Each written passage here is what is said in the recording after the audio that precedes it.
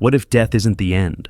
What if some people have already died and remember every terrifying second of it? Tonight, we're diving into 10 documented cases of individuals who claim they traveled through time and returned with haunting memories of their own deaths. Memories so vivid, so impossibly detailed that science cannot explain them. These aren't near-death experiences. These are people who lived, died, and somehow came back. Are you ready? Imagine waking up screaming every single night, not from monsters under your bed or shadows on the wall, but from a memory so vivid, so horrifyingly real, that you can still feel the ice-cold water flooding your lungs. Now, imagine you're 7 years old. You've never learned to swim. You've never been in deep water. And yet, every night, you drown. This is the story of Dmitry Volkov, and trust me, it's one of the most disturbing cases you'll ever hear. In the winter of 1987, in the small Siberian town of Listvianka near the shores of Lake Baikal, a quiet 7-year-old boy began having nightmares that would change everything. Dmitry was an ordinary child, no history of trauma, no psychological issues, just a normal Soviet kid living a normal life. Until one night, he woke up clawing at his throat, gasping for air, screaming about freezing water and cracking ice. His parents assumed it was a bad dream. Children have nightmares all the time. But this nightmare kept coming back, night after night, with terrifying precision. Dmitry described being on a small wooden fishing boat. He described the ice beneath them groaning, then splitting apart. He described falling into black water so cold it burned his skin. He named 4 men who were on the boat with him, names his parents had never heard in their lives. He described a red scarf caught on a metal hook, and he described a crescent-shaped scar on his own right hand, a scar he didn't have. The details were impossibly specific. Dmitry could describe the exact coordinates where the boat went down, the depth of the water, the way the light disappeared as he sank. He wasn't describing a nightmare. He was describing a memory. A local journalist named Yevgenia Morozova heard about the boy and decided to investigate. She searched through regional maritime records and discovered something that made her blood run cold. In December 1962, exactly 25 years before Dmitry's nightmares began, a fishing boat called the Nadezhda had fallen through thin ice on Lake Baikal. 4 men drowned that day. Their names matched exactly the names Dmitry had been screaming in his sleep. But here's where this case becomes truly impossible. There was a 5th man on that boat, a man named Viktor Volkov. Viktor was 34 years old when he drowned. He had a crescent-shaped scar on his right hand from a childhood accident, and on the day he died, he was wearing a red scarf. Viktor Volkov was Dmitry's grandfather. Now, you're probably thinking, okay, maybe Dmitry heard family stories about his grandfather's death. Maybe someone told him the details, but that explanation falls apart completely when you look at the records. Viktor Volkov drowned in 1962. He never married, he never had children. Dmitry's father, Alexei, was born in 1965, 3 years after Viktor's death. The Volkov family line should have ended at the bottom of Lake Baikal, and yet somehow, impossibly, it continued. Some researchers believe Dmitry experienced what they call temporal consciousness bleed, a phenomenon where awareness slips between timelines at locations with unusual magnetic properties. Lake Baikal is one of the oldest and deepest lakes on Earth, and some scientists believe its unique geology creates conditions where time itself becomes unstable. Absolutely fascinating. But the most chilling moment came years later. When Dmitry was 12 years old, researchers took him to Lake Baikal for the first time. Without hesitation, without guidance, he walked directly to a specific point on the frozen shore. He stared at the ice and said quietly, quote, "0.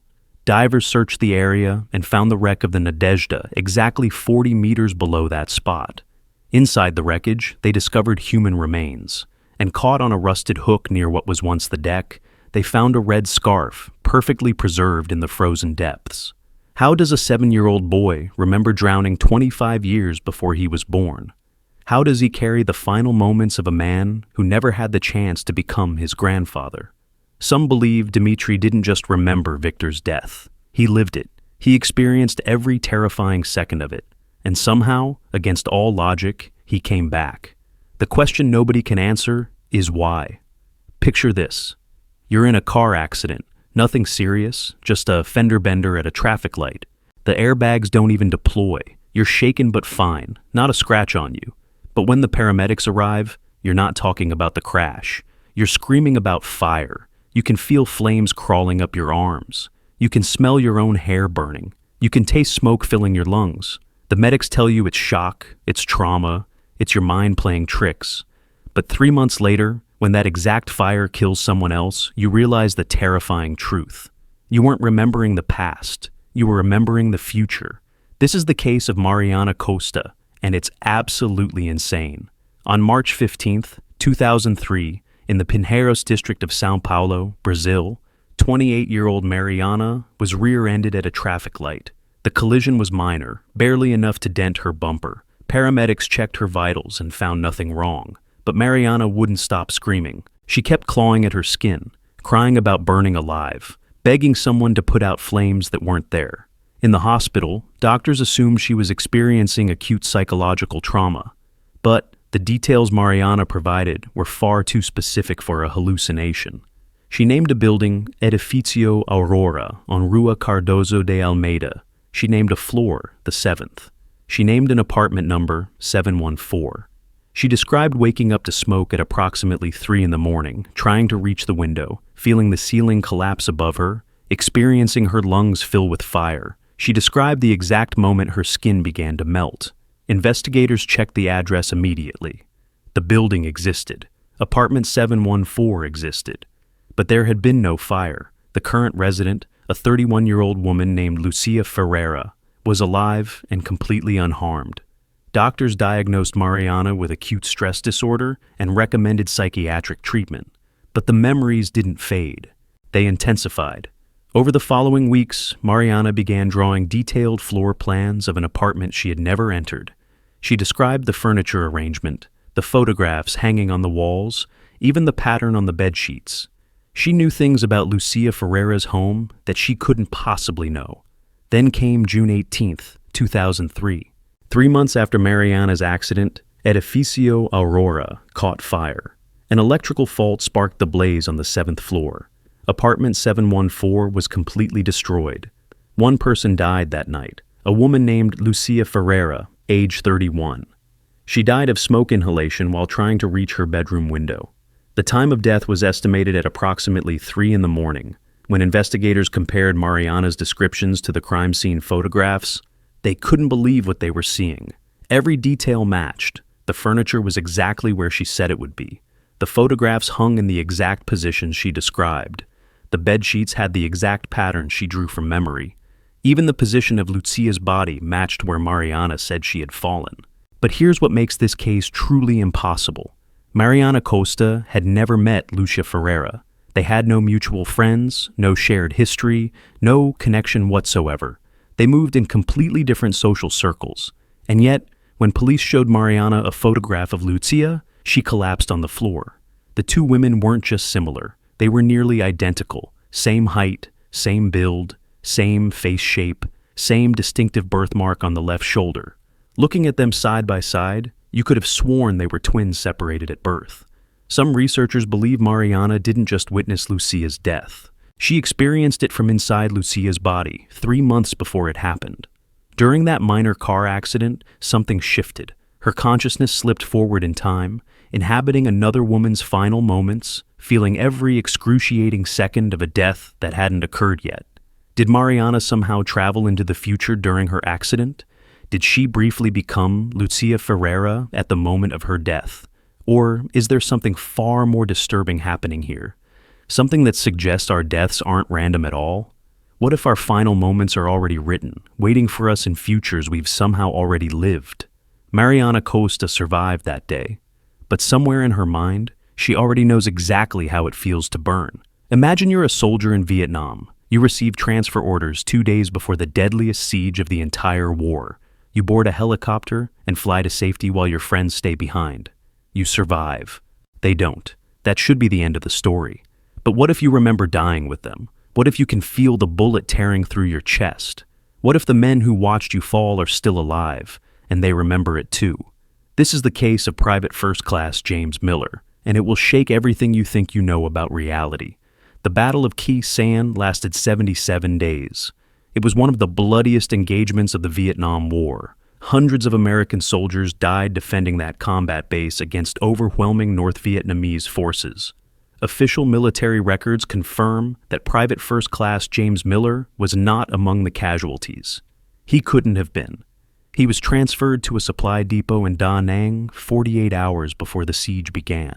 On January 19, 1968, 20-year-old James Miller received unexpected reassignment orders. He argued with his commanding officer. He didn't want to leave his unit, didn't want to abandon his friends. But orders were orders. On January 20th, he boarded a helicopter and flew out of Khe Sanh. The next day, the siege began.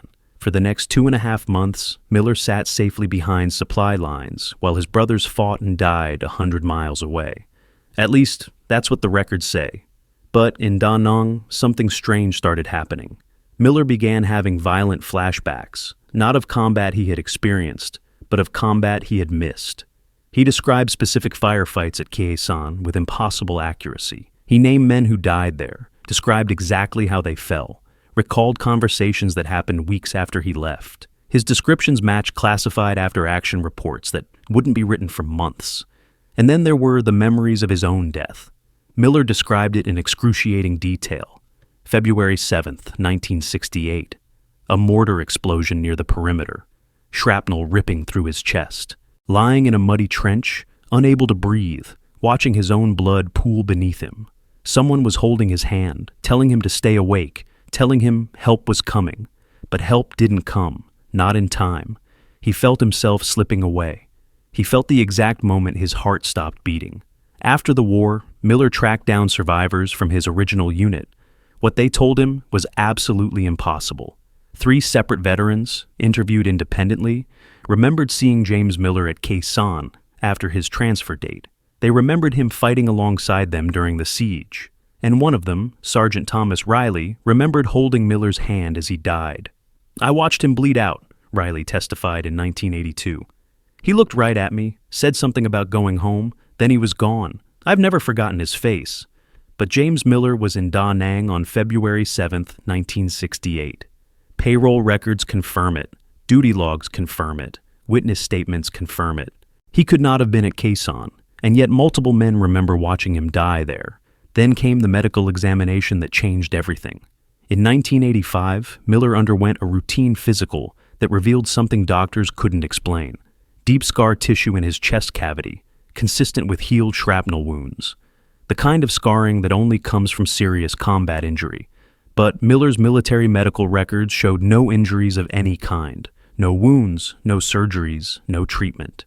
The scars had no origin, no explanation, no reason to exist. When doctors asked him about the tissue, Miller just shook his head. "That's where I died," he said quietly. In one timeline, that's exactly where I died. Which version of James Miller was real? The soldier who followed orders and lived out his days haunted by memories of a death he never experienced? Or the soldier who stayed with his unit and bled out in a muddy trench at Khe Sanh? Perhaps both versions existed. Perhaps somewhere, folded into the fabric of time itself, Private Miller's body still lies in that trench, waiting to be found. Some soldiers never make it home, and some, it seems, die in wars they never fought. Now, picture this. Your heart stops beating. Paramedics work frantically over your body for 47 minutes. 47 minutes of clinical death. No pulse, no brain activity, nothing. Against all odds, they bring you back. You open your eyes, but the first words out of your mouth aren't thank you or what happened. Instead, you ask a question that makes everyone in the room go silent. Where are my grandchildren? You're 24 years old. You've never been married. You have no children. But in the 47 minutes you were dead, you lived an entire lifetime. This is the case of Ingrid Lindqvist, and it's one of the most fascinating stories you'll ever hear. On March 3rd, 2011, in Uppsala, Sweden, a 24-year-old graduate student named Ingrid collapsed during her morning jog. Sudden cardiac arrest caused by an undiagnosed heart condition. Bystanders performed CPR while waiting for emergency services. But by the time paramedics arrived, Ingrid had been without a heartbeat for over 40 minutes. The odds of survival were essentially zero. The odds of survival without catastrophic brain damage were even lower. And yet, after 47 minutes of clinical death, Ingrid Lindqvist opened her eyes. She was alert. She was coherent. And she was deeply, profoundly confused. She didn't recognize the paramedics. She kept asking about people no one had ever heard of.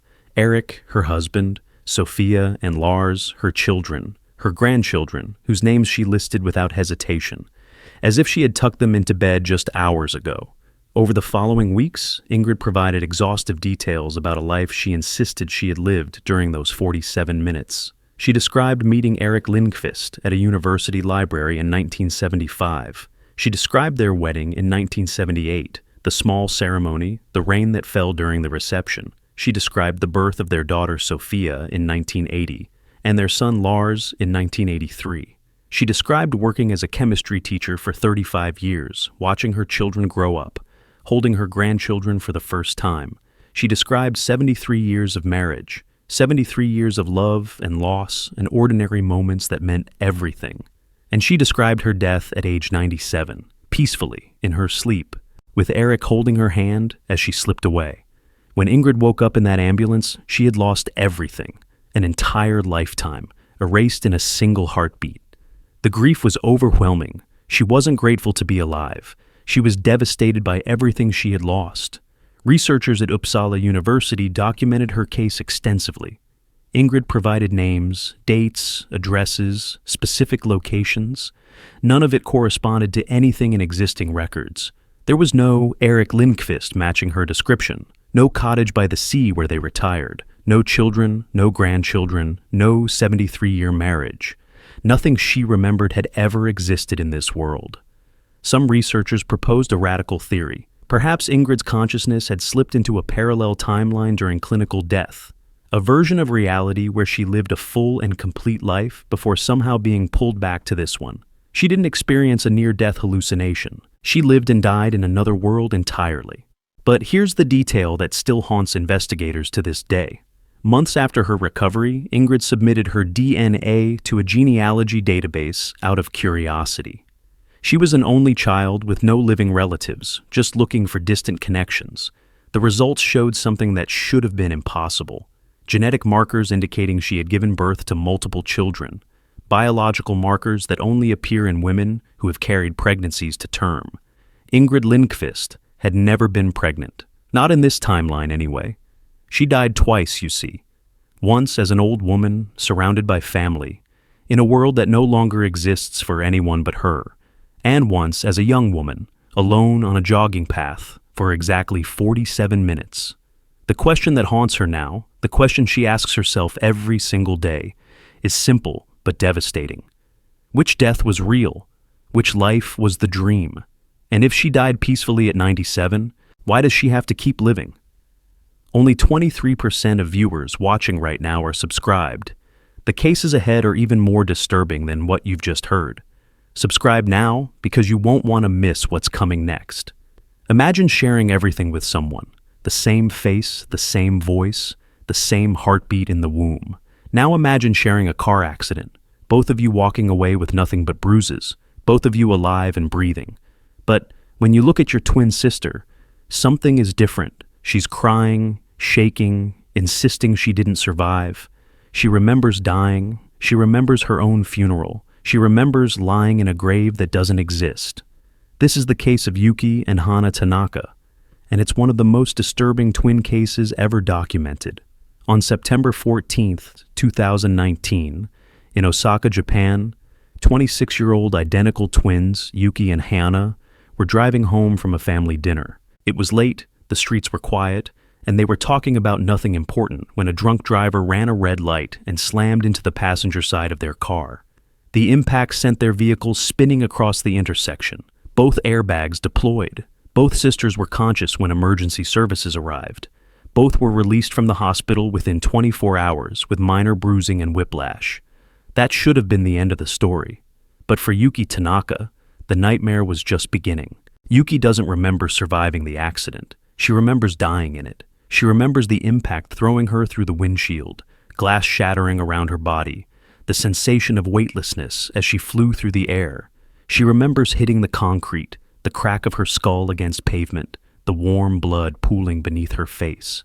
She remembers lying there unable to move, watching her sister stumble from the wreckage, hearing Hana scream her name over and over. She remembers the exact moment her vision went black and never came back. The trauma didn't stop there. Yuki could describe her own funeral in disturbing detail. The white chrysanthemums arranged around her photograph, the one from her university graduation that she always hated, the precise location of her grave at Tennoji Cemetery, Section 4, Row 7. She could recite the inscription on her headstone word for word. Beloved daughter, beloved sister, taken too soon. But Hana remembers none of this. In her memory, both airbags deployed, both sisters survived, end of story. She has no explanation for why Yuki carries these horrifying memories. And she has no explanation for why her own nightmares now feature her sister's funeral exactly as Yuki described it, down to the last chrysanthemum. Then came the medical examination that changed everything. Doctors performed routine brain scans on both twins after the accident. Hana's scans showed nothing unusual, but Yuki's scans revealed something that shouldn't exist. Microscopic glass fragments embedded deep in her frontal cortex, consistent with high-velocity windshield impact. The kind of damage you would expect from someone who went through a windshield face first. But Yuki had no external head injuries, no lacerations on her face, no scarring on her scalp, no point of entry whatsoever. The glass had no medical explanation. It simply shouldn't be there. Quantum physicists who reviewed the case proposed a theory so strange it sounds like science fiction: parallel timeline convergence. In one version of the accident, Yuki died on impact, thrown through the windshield exactly as she remembers. In another version, she survived, protected by the airbag.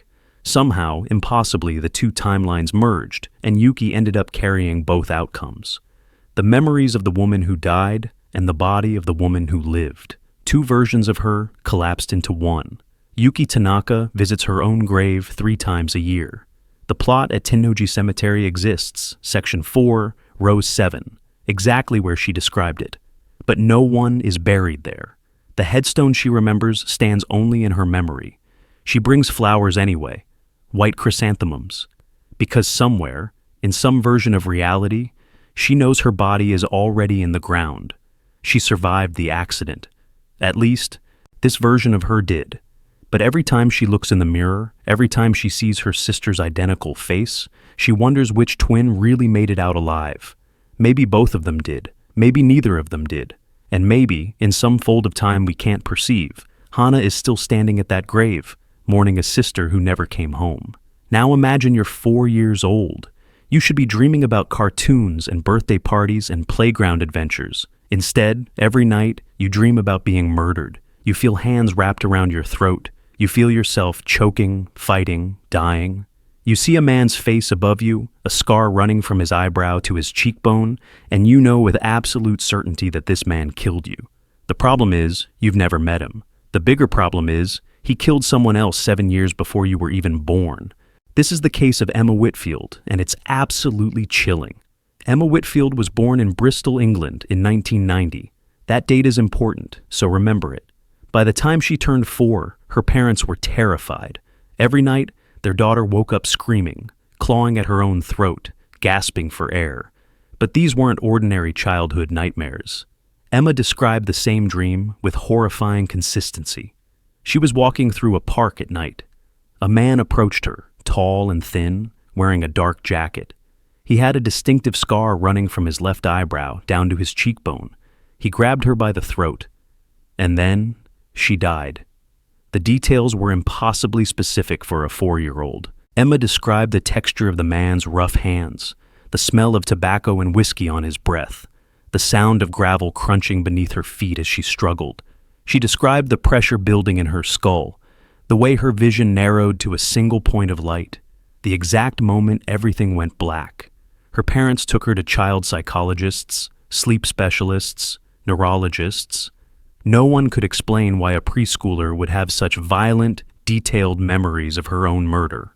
Memories that felt less like dreams and more like something she had actually lived through.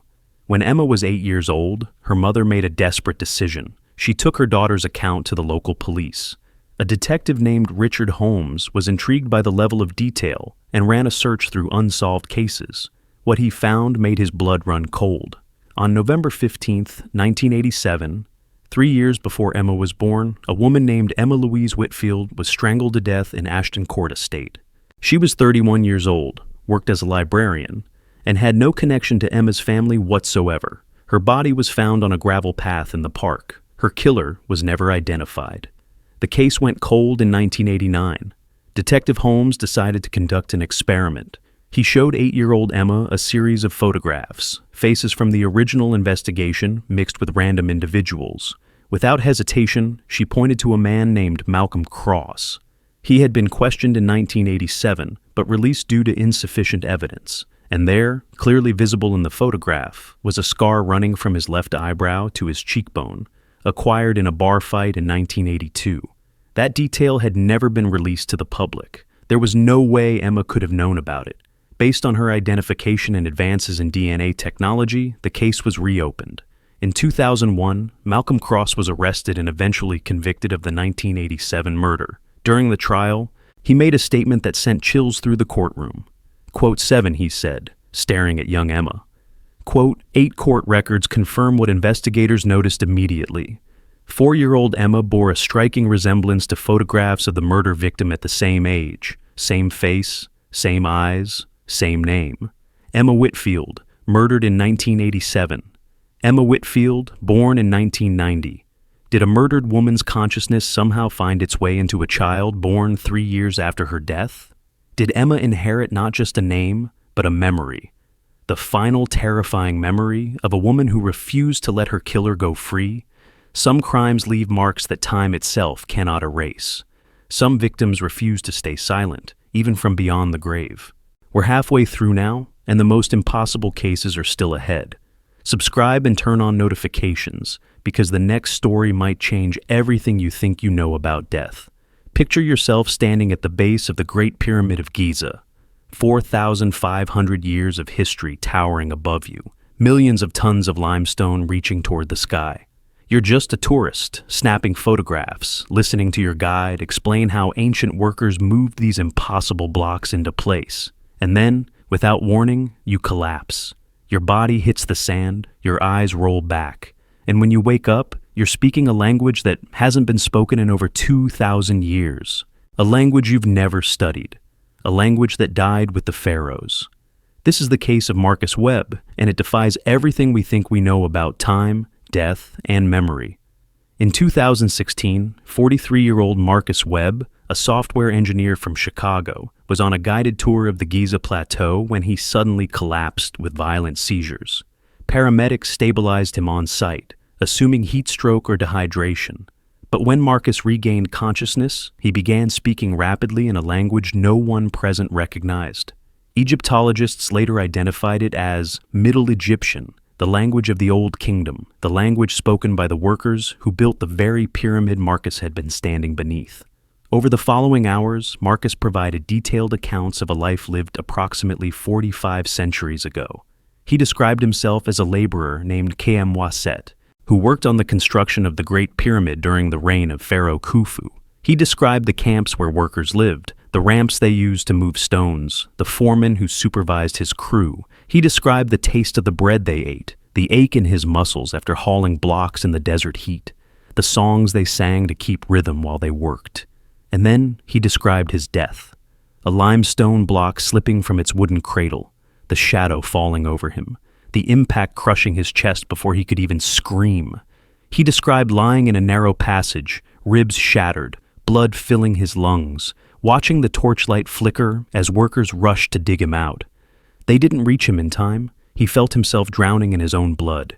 He felt the exact moment his heart stopped beating. Marcus provided the exact location of his death, a specific passage in the pyramid's internal structure that hadn't been fully explored. He described being buried nearby, in a small chamber carved into the bedrock, alongside other workers who died during construction. In 2017, using ground-penetrating radar, a team of archaeologists located a previously unknown burial chamber exactly where Marcus indicated. Inside, they found 23 sets of human remains, workers who died building the pyramid 4,500 years ago. The discovery made international headlines.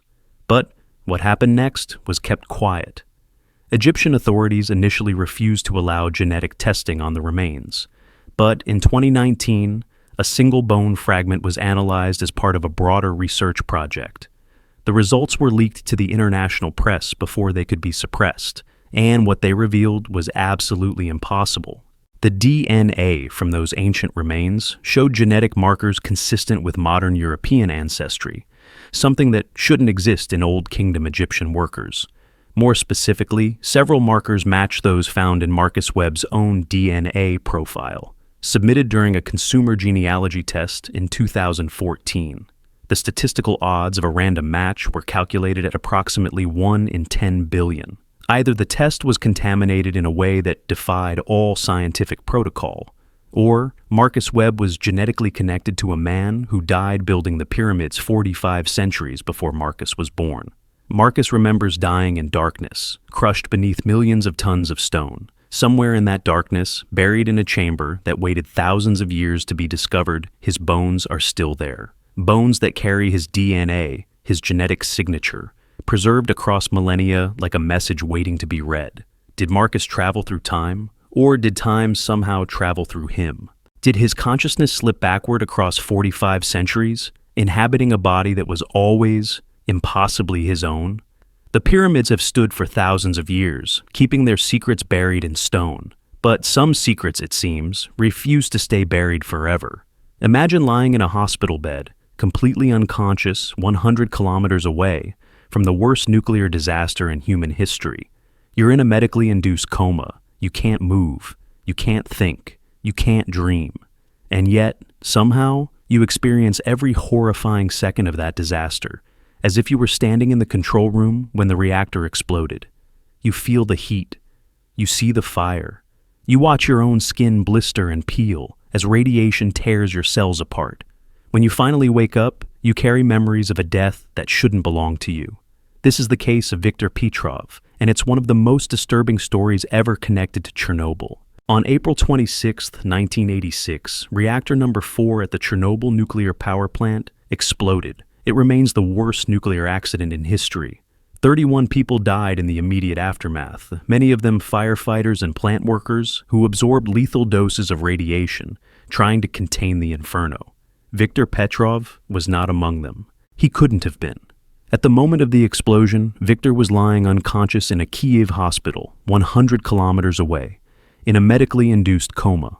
On April 20th, 6 days before the disaster, 28-year-old Viktor, an electrical engineer, was involved in a severe car accident. He suffered traumatic brain injury and was placed in a coma to reduce swelling. Hospital records confirm he remained unconscious and completely immobile from April 20th through May 15th, 1986. He was physically incapable of leaving his bed, let alone traveling to Chernobyl, and yet, when Viktor finally woke up, he was confused and agitated. He kept asking about the reactor. He kept asking if anyone survived. He described in precise technical detail what happened in the Control Room 4 on the night of the explosion.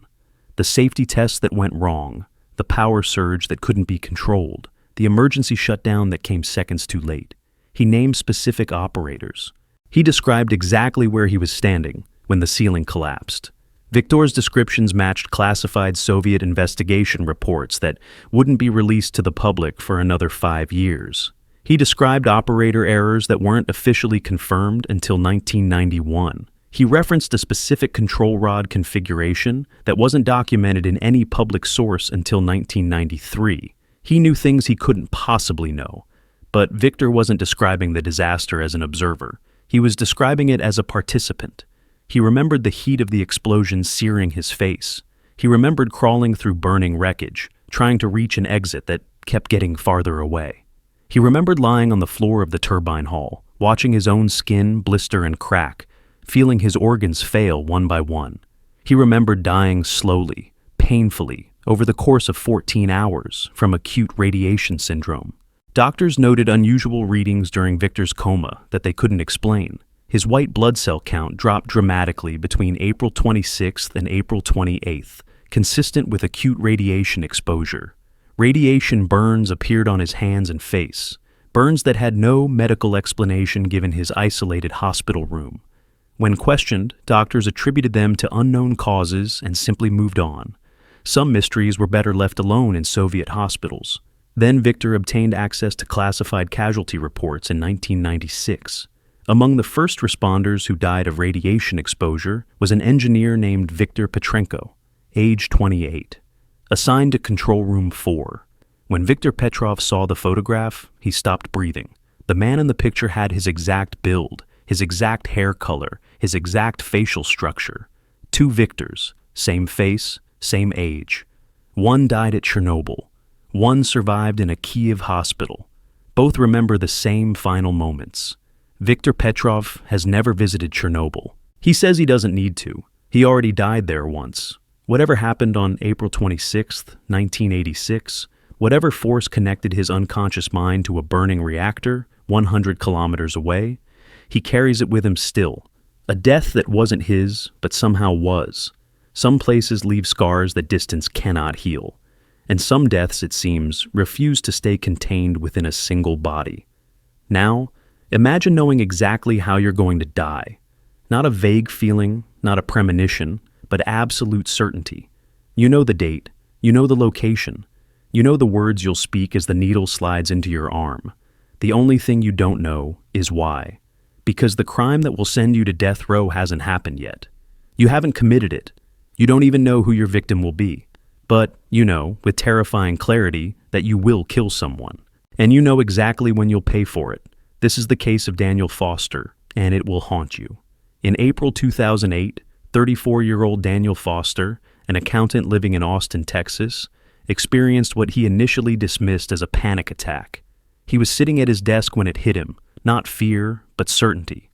He saw himself lying on a gurney, arms strapped down, IVs in both veins. He saw a window with faces watching from behind the glass. He heard himself speak words he didn't understand. I forgive the person I was.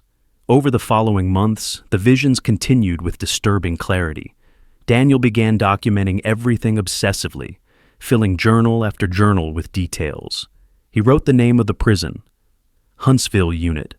He wrote the date, November 15th, 2022. He wrote the crime, second-degree murder. He wrote the victim's name, Caroline Shaw, and he wrote the method of his execution, lethal injection at exactly 6:47 p.m. But Daniel had never heard the name Caroline Shaw in his life.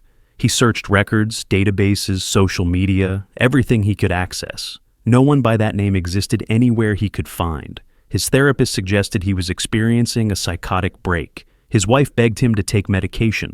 But Daniel knew what he knew. He was going to kill someone named Caroline Shaw. He didn't know when. He didn't know why. But he was absolutely certain he would do it, and he was certain he would die for it. For 12 years, Daniel lived with this knowledge. He tried therapy. He tried medication. He tried moving to a different city.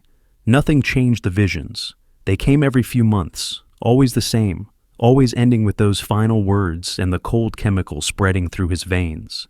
Then, on March 3rd, 2020, Daniel encountered Caroline Shaw for the first time. She had recently moved to Austin from California. Their meeting was random, meaningless, a brief interaction at a coffee shop. But when Daniel heard her name, he froze. The woman from his visions was real. She existed. And now she was standing right in front of him. What happened next is disputed. Daniel claims he has no memory of that night. What's documented is this. Caroline Shaw was found dead in her apartment on March 4th, 2020. Daniel's DNA was at the scene. He was arrested, tried, and convicted of second-degree murder. On November 15th, 2022, Daniel Foster was executed by lethal injection at the Huntsville unit. Time of death, 6:47 p.m. His final statement, recorded by prison officials, quote, 10. Word for word, exactly as he wrote it in his journal 14 years earlier. But here's the detail that investigators still cannot explain. Among Daniel's possessions was a journal entry dated April 12, 2008, the day of his first vision. It contained not only the details of his execution, but a detailed description of Caroline Shaw, her birth date, her California address, her physical appearance, the date she would move to Austin. Every single detail matched perfectly. Daniel had documented the life of a woman he wouldn't meet for 12 years, including the night he would end it. Did Daniel Foster remember his own execution before committing the crime that caused it? Did his consciousness somehow travel backward from the moment of his death, carrying memories of a future he was powerless to prevent? Or did the memory itself create the future, a self-fulfilling prophecy written in blood and time? Some people believe in fate, some believe in free will. Daniel Foster proved that sometimes the most terrifying possibility is that both exist simultaneously. His death was written before his crime, and he lived every day knowing exactly where the story would end. Imagine dying. Not once, not twice, but hundreds of times. Imagine your heart stopping, darkness swallowing you whole, and then waking up exactly 90 seconds before it happens again. You try something different. You move left instead of right. You reach for a different switch. You scream for help, but nothing changes. The surge hits. Your heart stops. You die. And then you wake up 90 seconds before it happens again. Over and over and over, trapped in an endless loop of your own death. This is the case of Dr. Henrik Larsson, and it's the most mind-bending story you'll ever hear. On February 19th, 2020, in a maintenance corridor deep beneath the CERN facility in Geneva, Switzerland, 47-year-old particle physicist Henrik Larsson was calibrating equipment when an electrical surge caused catastrophic system failure. Henrik was electrocuted. His heart stopped. For 4 minutes, he was clinically dead. His colleagues performed CPR until paramedics arrived and revived him. A terrible accident, but not an unusual one. Electrical malfunctions happen. What made this case extraordinary was what Henrik said when he woke up. He insisted this had happened before, not once, hundreds of times. He described being trapped in a loop, dying and resetting, with just enough time between each death to make a single different choice. But every choice led to the same outcome. The surge hit, his heart stopped, darkness fell. And then he woke up exactly 90 seconds before the accident, standing in the same spot, holding the same tool, facing the same death all over again. His colleagues assumed it was trauma, oxygen deprivation, a hallucination caused by his brain shutting down and rebooting. But then they searched his workstation. In a locked drawer, they found a notebook. The handwriting was unmistakably Henrik's. The entries spanned 6 months, dated from August 2019 through February 2020. Each entry described the same event: the surge, the electrocution, the death. Each entry ended with a variation of the same warning. Quote, 11. Henrik had no memory of writing any of them. Security footage confirmed Henrik had entered the maintenance corridor only on February 19, 2020. There was no record of him accessing the area during the previous 6 months. Yet the journal entries existed, the dates were specific, the handwriting matched. In one entry, Henrik referenced a news event from October 2019, written in past tense as if he had experienced it after writing the entry. The timeline made no sense. None of it made any sense. Some CERN researchers proposed a theory so disturbing it was never officially documented: temporal consciousness recursion. If Henrik's consciousness had become unstuck from linear time at the moment of death, it might loop backward, all retain fragments of memory, and attempt to alter the outcome. Each attempt would be erased upon the next death, except for physical evidence. Notes scrawled in desperation. Objects moved from their original positions. Warnings left for a version of himself who wouldn't remember writing them. Henrik wasn't just dying. He was editing reality, one death at a time. The most disturbing entry was dated February 18, 2020, the day before the accident. It read, "This is attempt 847. I've tried everything. The only way to break the loop is to let it happen. Don't touch console 7. Let the surge hit. Let the heart stop. If I stay dead long enough, 4 minutes, maybe I'll finally move forward." 4 minutes. Exactly how long Henrik was clinically dead before revival? Did Henrik Larsson somehow calculate, across hundreds of deaths, that 4 minutes of clinical death was the precise threshold needed to escape the loop?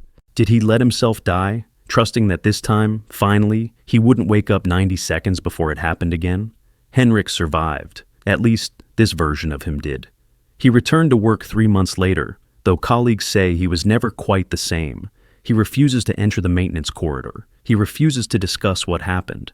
But somewhere in his laboratory, locked in a drawer he never opens, sits a notebook filled with 846 deaths, each one his own, each one real, each one erased by time itself. The loop is broken, or so he hopes. 10 people, 10 impossible deaths. 10 memories that should not exist. Science tells us death is final, but these survivors tell a different story. One where time loops, folds, and sometimes lets us glimpse our own ending before it arrives. What happens when we die? Maybe some already know. Subscribe so you don't miss what comes next. And tonight, when you close your eyes, ask yourself, is this the first time you've lived this moment?